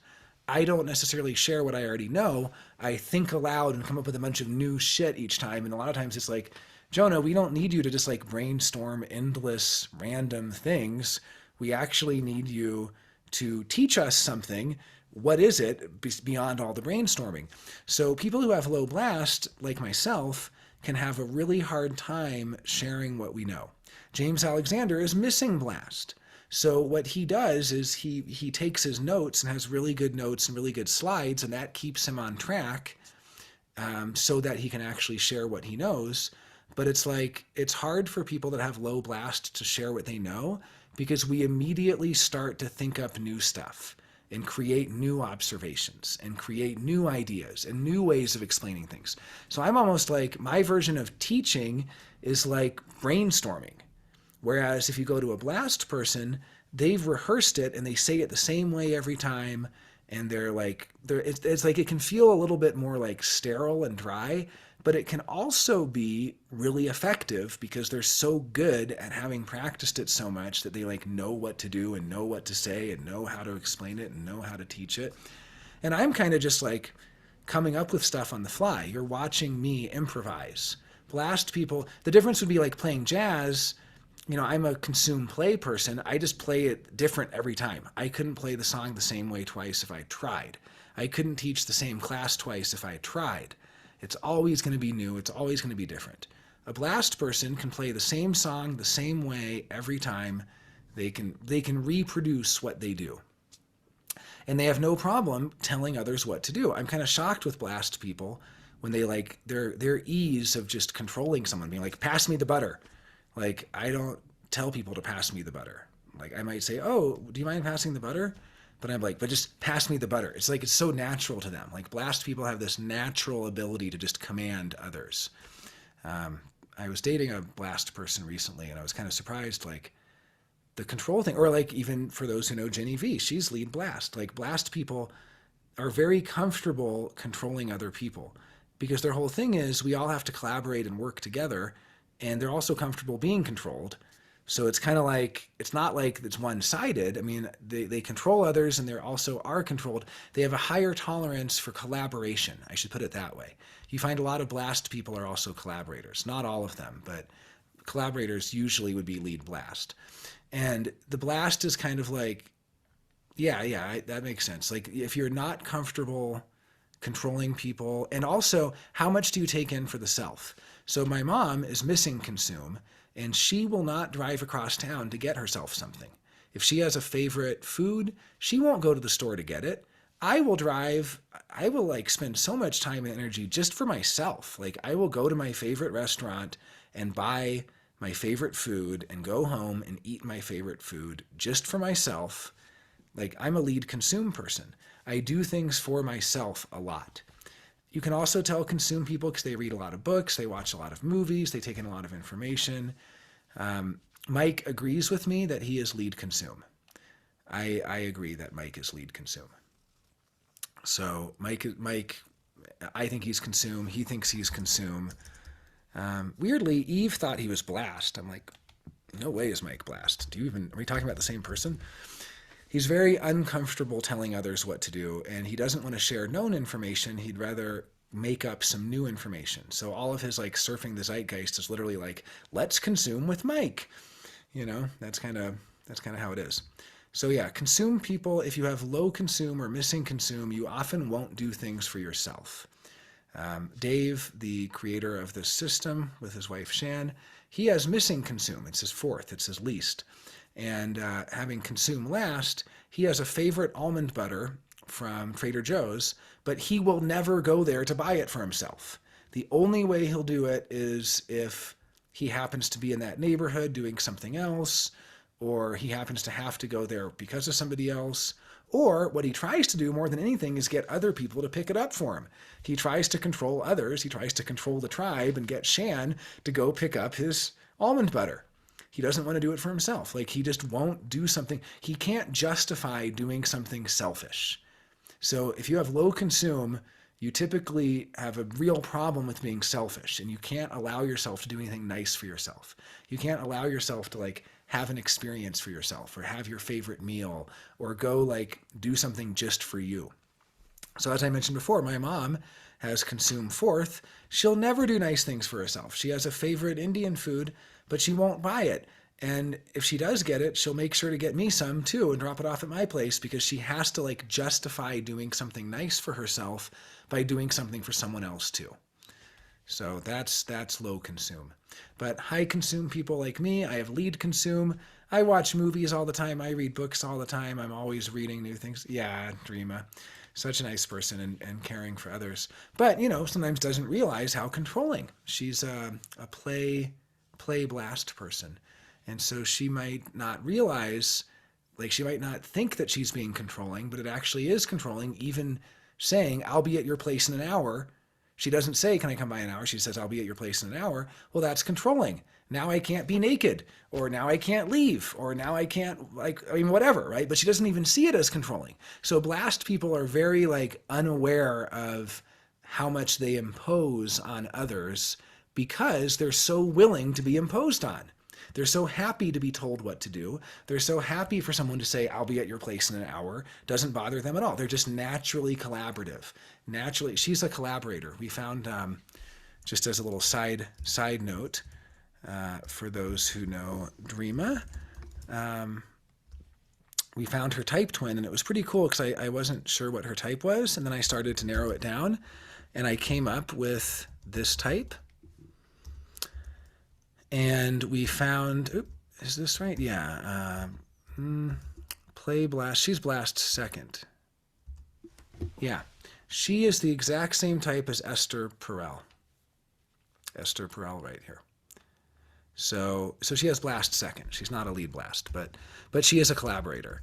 And I didn't know who Esther Perel was, but I started checking her out, and I was like, oh, this is totally my mom. This woman would totally write about. She's like trying to destigmatize like all sorts of like relationship stuff, and she's very like, yeah. So I mean, it was kind of cool. It's like I don't visually type, but once you've narrowed down somebody's type and you find people who are the same type as them, you can see a striking similarity. And especially if you hear how she communicates and look at the kind of topics that she does and so on, very, very similar to Dreama. So yeah, kind of an interesting. So anyway, that's an example of just how you can use. You can basically, once you have somebody's type, you can look in this database and then you can see if there's somebody in there who matches that type. And in this case, it is Esther Perel, so she is my mom's type doppelganger. Yeah, it's kind of fun. Oh, you actually have heard her podcast. Interesting. So, and yeah, the relationship between control and collaboration. Yeah, the willingness to control others and to be controlled by them. Also interesting that blast people don't have as much problem being controlled. Like, they're kind of more like, this is what we have to do to collaborate. Like, I tell you to do this and you do it. Now we're in sync. You tell me to do it and I do it. Like, that's part of what the collaboration is. It's like doing what each other says. And as a consume person, I'm like, I guess I'm not a very good collaborator. Geez. Although some collaborators have high consume. Like, you'll find collaborators who are like play, consume, sleep, missing blast, and so on. And yeah, fear of being controlled is why we're mistyped. Oh, as Enneagram 8. Yeah, and you also might have, or I guess you don't have 8 in your tri-type, but you might have like 7-wing 8 in your tri-type or something. You might have some 8-ness in there. We'll do a future Enneagram session, which will be great. Okay, so for Consume Blast, I have Mike as Consume. He also has himself as Consume. We're almost there, and then we'll look at Mike's Doppelganger. And maybe we don't have much chance to look at his body graph, but just for a second, we'll look at his body graph and talk a little bit about it. Okay, so feminine versus masculine extroverted decider. DE is short for the extroverted decider. This is a very technical term from the objective personality system, but what it basically means is how you interact with other people, how you communicate with other people. And if you do study Myers-Briggs, this is going to be the TE or FE function. So they just call it DE because DE stands for either thinking or feeling in its extroverted attitude. Very technical way of basically saying how you communicate with others. I have feminine DE. James Alexander has feminine DE. Von Paul has masculine DE. Straightforward, blunt, straight from the hip, telling it like it is. They each have advantages. Masculine DE, the advantage is not letting things escalate, not letting things build up, saying right away, this bothers me. I'm not comfortable with this. I don't like this. Like, those are all masculine DE things, and that's really healthy to do. And later in life, of course, we start working on our opposite. So I'm a feminine DE person who's always avoiding conflict and how do I word this right and stuff like that. But, now I'm like learning the value of being a little more direct, a little more blunt, tell it like it is. Okay, well, I have Mike as feminine DE because I see him allow things to escalate. But you're not alone in the masculine DE department. Well, Eve has him as feminine DE too. Mike, I think, was not sure on this. I think he thinks he's feminine DE. Basically, there's another way to test this and another reason why I think he's feminine. It's in a polarity. So feminine DE, like myself, are always advertising how agreeable we are. But internally, we're really stubborn and we actually have a hard time changing. Like, we're masculine, internal, masculine DI, it's called. And the other way, like Von Paul, he's masculine DE, and he's like, I'll never do that. And then like 2 hours later, he's doing it. So he's more susceptible to peer pressure because he has feminine DI. So his inner values are like more susceptible to being swayed. So he advertises externally how unsusceptible he is to being swayed. Mike is like, I'm easily swayed, but internally he's not. Internally he's, Well, okay, I mean, yeah, it's a good question. So he's brought things up that could be confrontational, but so have I, so maybe it's unclear. So maybe avoiding conflict or confrontation is a bad way to put it, because especially in human design, I'm literally only using the words avoids conflict because that's the way Dave and Shan describe it in their videos. In human design, we have our own solar plexus understanding of confrontation and conflict. The way I would put it is, because I have feminine DE, I'm always trying to word things in a very sensitive, careful way. And Von Paul isn't. His masculine DE is like, that's dumb. Like, he'll just like say that. Now, I will sometimes too, like, especially if I'm a little drunk or it's late at night, then the real thing comes out. I'm like, that's so stupid. What the, this kind of masculine criticism comes out. The main thing is the feminine extroverted decider are advertising how easily agreeable they are and advertising how open they are, but internally very closed. Masculine DE, like Von Paul, and yeah, I could see you being masculine DE for sure. You put the extra effort to soften things after, but the masculine DE is kind of like, you're just like honest. You're more honest than feminine DE. Like, you're like, I don't like that person. Feminine DE is like, I don't know how I feel about that person, and what it means. Like that's interesting. It's a very feminine DE way to put it. That's interesting. What I really mean is I don't like it, but I say it's interesting because I'm like hoping they'll understand. I'm also intuitive, right? So it's like read between the lines. I don't know. I mean, the way that this is usually described is that feminine DE people are a little more careful about how they word things because they don't want to upset people. Masculine DE have prioritized not letting things escalate, and so they're afraid that if they don't tell the truth, that things will unnecessarily escalate. So they're kind of like, hey, we need to talk. This is not cool. I didn't like when you did that. And just kind of like more like straight from the hip, blunt. It's not always obvious. If you watch videos of Dave Powers and Shannon Powers, he's feminine and she's masculine, but because they've both practiced their opposites so much, half the time he's like, I tried watching this movie and it was stupid. I hated it. And it sounds very masculine DE because he's just kind of like saying whatever he thinks. But when you meet him in real life, and then you're like, I disagree with you about this, he's like, oh, interesting. I'd love to hear why you disagree. That's, yeah, like, like he has this very like, he's advertising how interested he is in hearing other opinions and all this stuff. Whereas Von Paul, very masculine DE, is just like, no, or like, what, kind of thing. So it's hard to stereotype here. I mean, especially because there's so many stereotypes of what masculine and feminine even are. It's just kind of like, at a basic level, how can I word this right versus just saying it directly? So I have Mike as feminine. He could very well be masculine. I'm not the expert on this.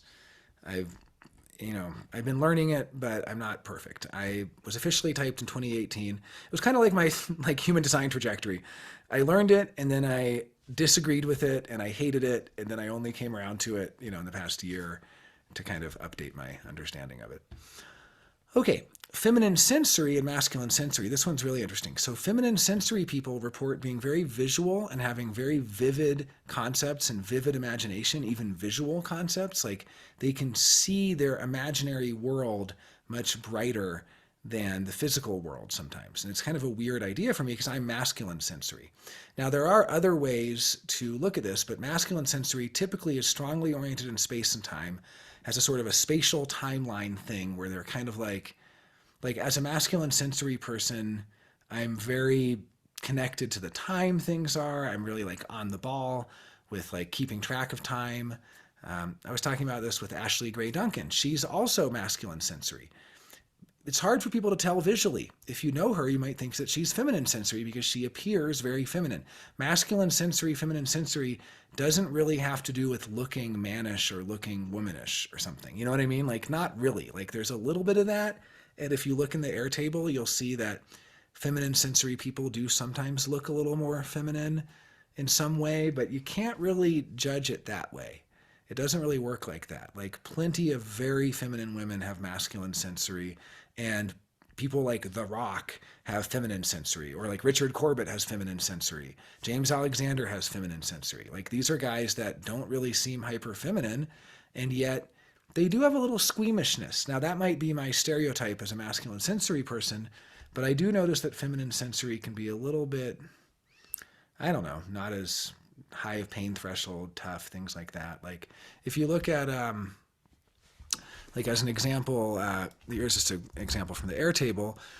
If we look at The Rock, you might think, wow, that guy seems so masculine.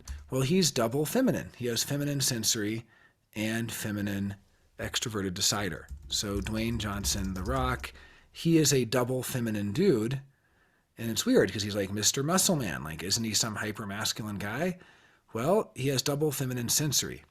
But then you look at somebody like, Ron Perlman. He's double masculine, like Von Paul. And you're like, okay, now I start to see the difference. Masculine people are really ugly. like I don't know, is that really what it is? Like literally, if you look at like the MMs, like I hate to say it, but like they have this like troll ogre like I don't know. It's like kind of crazy. It's just weird, but it's not actually true either because you find like totally beautiful people. So I don't want to stereotype that at all. People, like Emma Stone is and she's gorgeous. So like again, we can't stereotype, but it's like, where is it here? Okay, sexuals. There's so many different things to sort through. But anyway, we can't, I guess what I'm trying to say is we can't do it visually. Like this is why, here we go. We cannot do it visually because it just doesn't work. We have to actually get down to like, what are we actually looking for? But yeah, these are all double masculine dudes and women, I guess. And so like, yeah, double masculine women, Aubrey Plaza is gorgeous. I mean, totally gorgeous. Like there's no, however, there are stereotypes, and I guess Leonardo DiCaprio is kind of pretty. There are stereotypes that the double masculine is not pretty in a conventional sense of pretty. Like, I don't know. There's just something about it. But, you know, again, we can't really stereotype because there are going to be, but yeah, it's interesting looking through all these double masculine people. Like, I don't know what the commonality actually is. I guess the commonality would be maybe they're just a little tougher looking. I don't know. But even that doesn't really work. Like we go to the double feminine and here's the double feminine people. Yeah, I don't know. It's hard to say. It's hard to say what, like it doesn't really map to what we think of as feminine and masculine. Feminine sensory has less pain tolerance. That's one of the things they found. Yeah, I know it's weird, but like James Alexander is like, I mean, he has a high pain tolerance when he's getting like tattoos, but he's like lower tolerance for like messiness and dirtiness. And like, he doesn't want to like, he would joke when I'm like, you could stay at my house. He's like, I'm not going to sleep on a pile of hay, Jonah. Like the masculine is just kind of like less, yeah, I don't know. And I couldn't kick the people out of the bedroom to be able to sleep. Yeah. I think you're FM. I think you are FM. Yeah, Hanifa, I think that the feminine sensory, masculine extrovert decider. And FM is, yeah, FM is a really cool one. I mean, they're all cool in their own way, but I'm MF, so I really like FM people. I have kind of a special connection to FM people. It's like, they say like MMs and FFs are kind of drawn to each other, and MF and FM, and yeah, there's a lot of really cool FM people. Like, they have, a lot of times have an androgynous look and kind of a, but, you know, again, hard to stereotype. Taylor Swift is FM. Okay, so I'm going to get in trouble if I keep making stereotypes about the sexuals. I'm like, FF people are really pretty. Like, that's like, I'm sorry, it's not true. Okay, so I have Mike as FF. I have him as feminine sensory and also feminine extrovert decider. I think he agrees with me. The final one is info dominant versus energy dominant, and this determines what the last animal is. And this one's kind of hard to see. I don't claim to have the secret to how to understand it, other than I am an info-dominant person, so I respect the exchange of information much more than my energy level. So I will stay up all hours of the night sharing information. I will prioritize information exchange over doing things. Like, it's hard for me to like get things done sometimes because I really want to communicate or have some sort of information exchange or consume or read. So a lot of times to get things done, I'll trick myself into doing it by putting on a raw lecture or putting on a book on tape. Then I've like tricked myself because I can like garden and do other things. Well, no, I don't listen to stuff when I garden, but I can clean the house or I can do something boring. while I'm getting information. And so the info dominant is kind of gives me an excuse. Like I have Mike as info dominant also because he's always listening to the radio and kind of like he loves information exchange. Like he will talk for hours with people. Now that's again not the best definition because James Alexander is energy dominant and he'll talk for hours and hours. So we can't just say someone talks a lot makes them info dominant. The difference is James Alexander does respect his energy level. So when he's tired, he will just go to sleep or he will just like be like, I can't go out tonight. I don't have the energy for it. Or I've been working all day. I'm just going to have a drink and turn off my brain. And so he ultimately does respect the energy level and does not necessarily, like someone who respects the exchange of information disrespects their energy level. So they're like, it's so important that we exchange this information. I'm going to keep exchanging the information even though I'm tired. Someone who respects the energy level more is going to be like, I need to wait till tomorrow. Let's have this conversation later this week. Let's do this at a different time. So the energy level is more important for them. So my mom is energy dominant, and she was going to go to a literary event this weekend and had tickets and everything and was too tired and didn't go. I couldn't imagine going to something because I'm too tired. Not going to something, I mean. I'm going to go. If the information is there, I want to gain the information, and I'm going to disrespect my energy level and go get the information. So I have Mike as info dominant. So let's see now. Mike's exact type doppelganger would be Adam Savage. And this guy looks like, and also Alan Watts. But Adam Savage, I think, might be the same social type as well. And there's a few other people that are in the same realm. But this would be the type that Mike actually ends up being.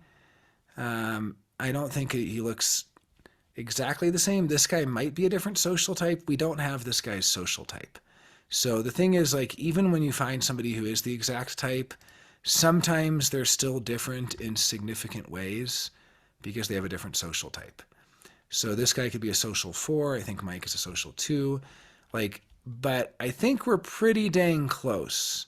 We're definitely pretty close with his exact type twin. I actually have as a guy named George Saunders. And I'm trying to figure out George Saunders' type, and I'm trying to get them to type George Saunders, because I really think this guy is the exact same type as Mike, like even down to the social. And funny enough, I thought that before, when I first met Mike, I was like, you are so much like George Saunders. And I even thought that his writing was so similar to George Saunders. I told Mike, and Mike said that none other than, who's the McSweeney's guy? Dave Eggers.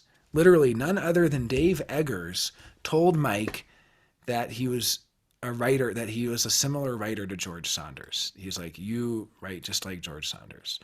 So George Saunders is a hilarious comedic writer who has a lot of just really inspired, creative wit. And I believe he's also the same type as Adam Savage and as Mike. Mike would also be the same type, but possibly different social as Alan Watts. So there would be a little bit of a Mike vibe in all these guys, although perhaps a different social type. And, it's hard to tell just from photos. You really got to watch videos and hear how people talk, hear their mannerisms, hear their way of communicating.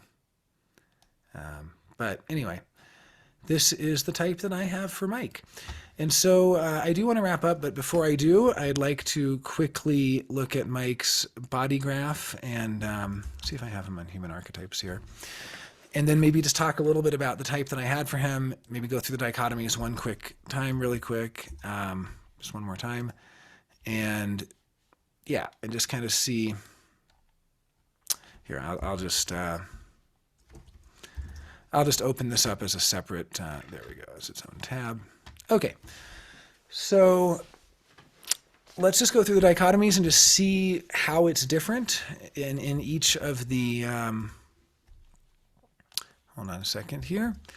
So observer decider, I see him as an observer. I think, I don't know where that would show any resonance in the chart other than that he's really here to like gather a lot of new experiences. He is triple split. So triple split is something like, I'm sure there are triple split people who are not observer gatherers, but it does seem like it's kind of helpful, like somebody who needs a lot of new experiences and new information, lead consume, taking in new experiences for the self. I mean, that does kind of fit with being triple split.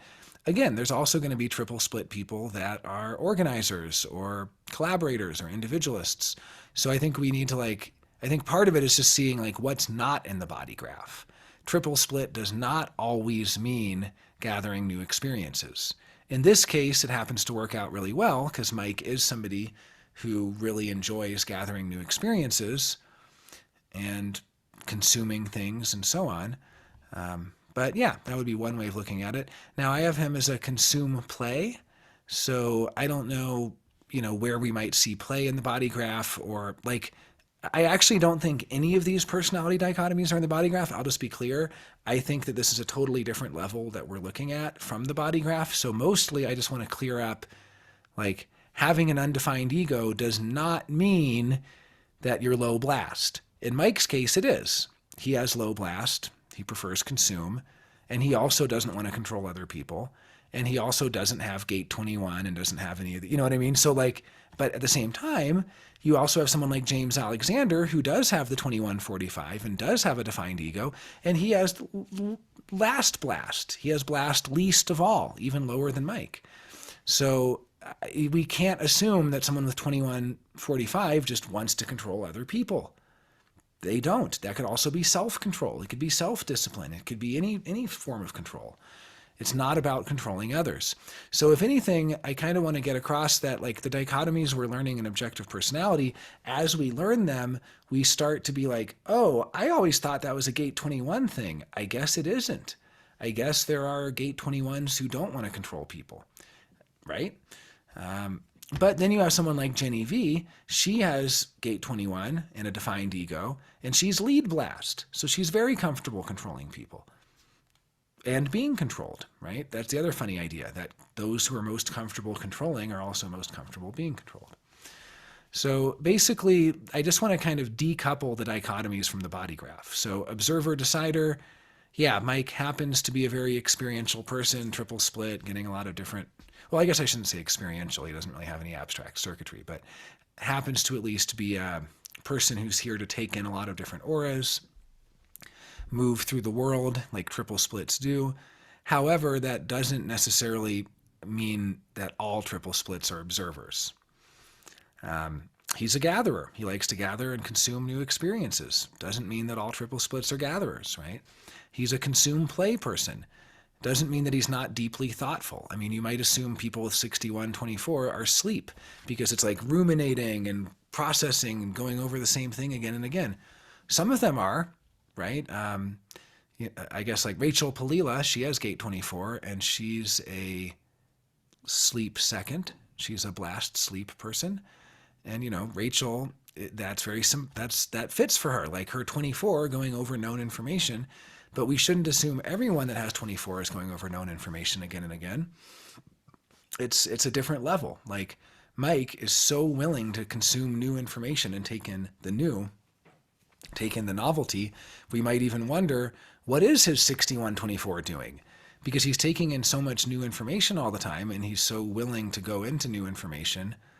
And if 6124 is about going over the same thing, maybe it's just that he's having the same kinds of thoughts and applying the same kinds of filters to all the new information he's taking in. Maybe that's how we could look at it. But I just want to kind of decouple the notion that all 6124s are comfortable with their known information. It's not true. Mike has very low sleep. He actually doesn't like going over known information. It's boring to him. He likes to take in new information. And then masculine and feminine stereotypes. I mean, we might have certain stereotypes about certain configurations. Like I've seen now that you can calculate how many yin versus how many yang lines are in your chart. And people are like, I'm 82% masculine, or I'm 38% feminine, or this or that. It's like, well, really? I mean, I don't know. Because if we actually want to talk about masculine and feminine, it really just seems like where is the masculine and where is the feminine? And Mike, I think, has feminine sensory and is feminine with other people. That means he has masculine intuition, and that means he's very masculine internally in his sort of inner value system. And, I don't think that shows up in the body graph. I remember Rob was asked about where gender is in the body graph, and I think he said it's in gate 27, right? Or 5027. But it's not like it really tells you much about how you're going to present. Like your personality type is going to tell you way more. I mean, if you look at certain, they don't have this information anymore because they got into hot water about it, but they found that certain personality types were heavily skewed towards LGBTQIA plus, and others were heavily skewed towards heteronormativity. So, Mike would also be a pretty similar type to Terrence McKenna. Not exactly though, because McKenna has higher sleep. But yeah, like what you can find is that certain personality types cluster around certain gender presentations. And so some men of particular personality types appear very feminine. Some women appear very masculine of different personality types. Rosie O'Donnell is the exact same personality type as Donald Trump.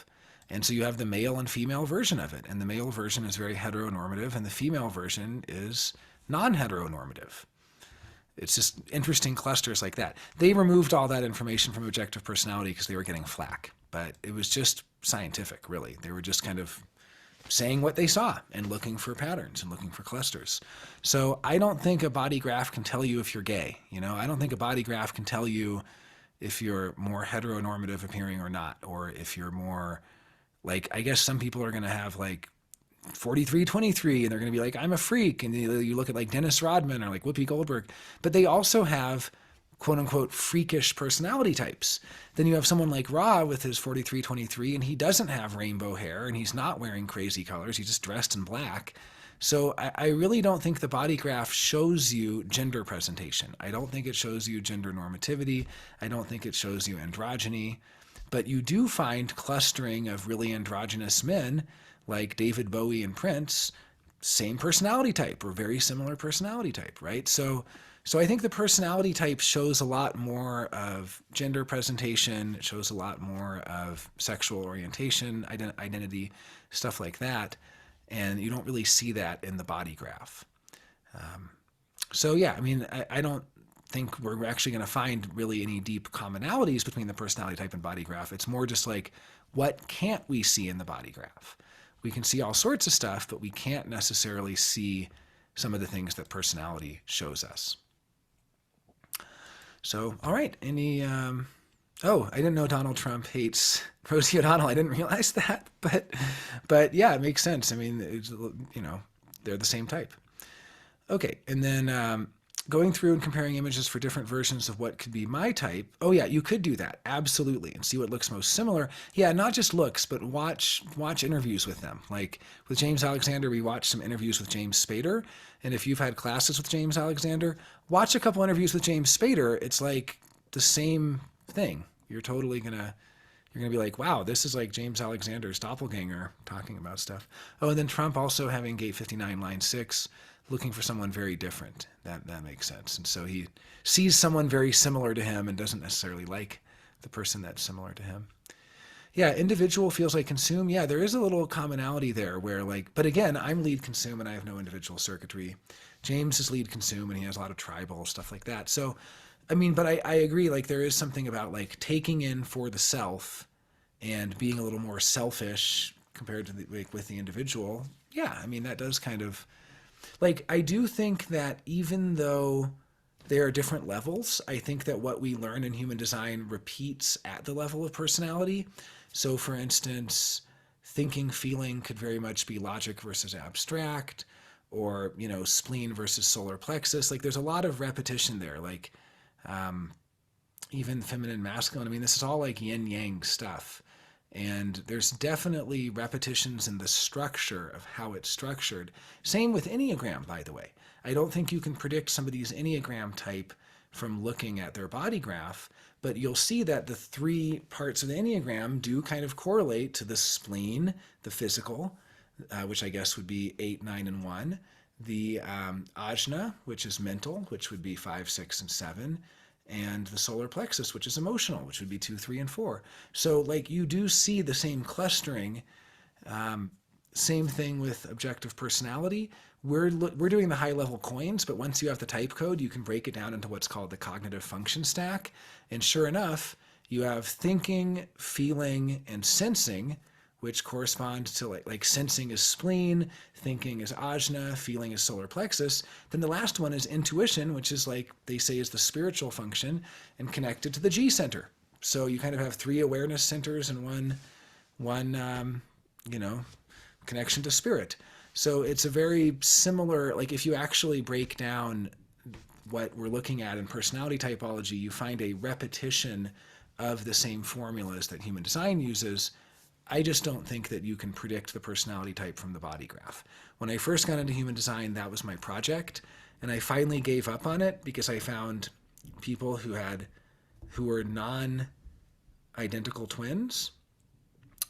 Identical twins, I think, have mostly all had the same personality type. Possibly not, but there was a study that found 42 identical twins had the same personality type.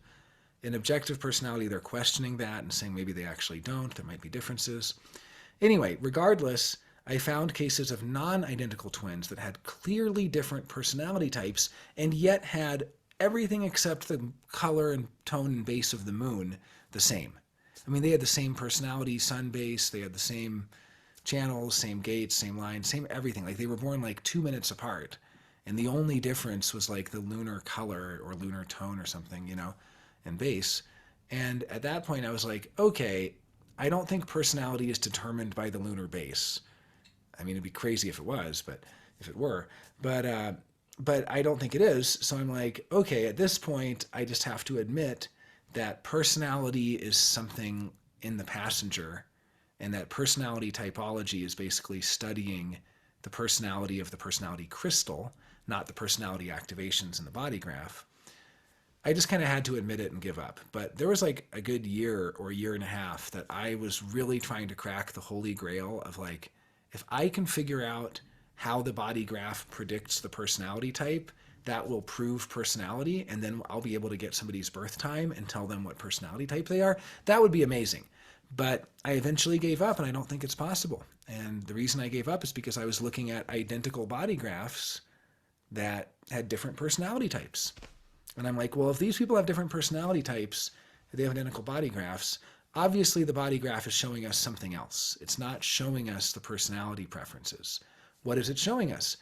The mechanics of the aura and the life force energy and what makes us happy. And personality type's not going to show that, right? Like, people of the same personality type could be in different body graphs, and some of them are made happy by one thing and others are satisfied, and some get success and some get surprise, and all the different signatures that they can get. So the way I see it is personality typology is the study of the passenger, human design is the study of the form. And I think that's a good place to leave it. So thank you, Hanifa, Nancy, and Shango for staying in this extra long personality type study. I don't have someone for next week yet. If we'd like to pick somebody, we could do Alokanand Diaz. I haven't typed him, and that would be kind of a fun one. I wouldn't mind. Yeah, let's do him. Let's do Alok. I have a couple guesses of what he might be, but I'm not sure. But I'd like to dig in. So Alokanand Diaz next week, if anyone wants to play along and submit their guesses by next week's class. Otherwise, we'll just kind of go through it again, and I'll share what I've come up with.